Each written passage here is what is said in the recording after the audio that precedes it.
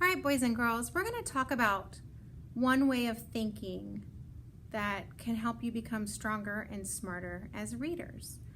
Something that I want you to understand is that characters have perspective. And what that means is the story always sounds different based on who's telling the story. And that's something that we're going to be working on. So I want you to think about a time when you went to Walmart.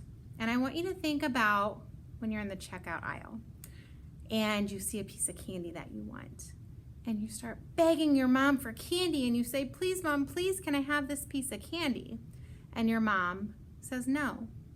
And I want you to think about how if you sat down to write about your trip to Walmart, how your story would sound different than your mom's, because you both have a different perspective of what just happened. Your story would probably sound something like, "Mom, I asked my mom for some candy, but she said no." And your mom's story would probably sound something like, "I was trying to check out and pay for my groceries, but little Johnny just kept begging me for candy that I didn't want him to have."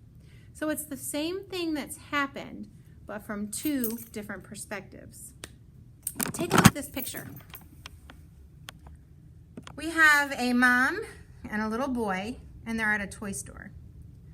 So probably the little boy is wanting the toy that he has in his hand, right? I don't know for sure, but I would guess, I could make an inference that he is wanting the toy that he has in his hand. And by the look on the mom's face, it looks like she wants him to buy the toy that she has in her hand. You can kind of tell by their facial expressions, right? So let's pretend after they leave the store, they both have to tell a story about their day in the toy store. The little boy's story is going to sound much different than the mom's story, right? His story might sound something like, "Today I was at the toy store and I really wanted this certain toy, but my mom wouldn't let me get it." And the mom's story may sound something like, "Today we were in the toy store and little Johnny was being very difficult. He only wanted this one toy, but I knew that he needed to buy this other toy instead." They have two different perspectives of what's happening right now. You can also think of it like this. If you go to the grocery store or Walmart, if you're in the toy department and your mom is in the part of Walmart where you buy the food, you're both going to have a different story of how your Walmart experience or your Walmart trip went. Because your story is going to be about what you're seeing through your eyes, and your mom's story is about what she is seeing through her eyes. That's called perspective. When you're thinking about characters in a story, they too have a perspective, like you learned with Voices in the Park.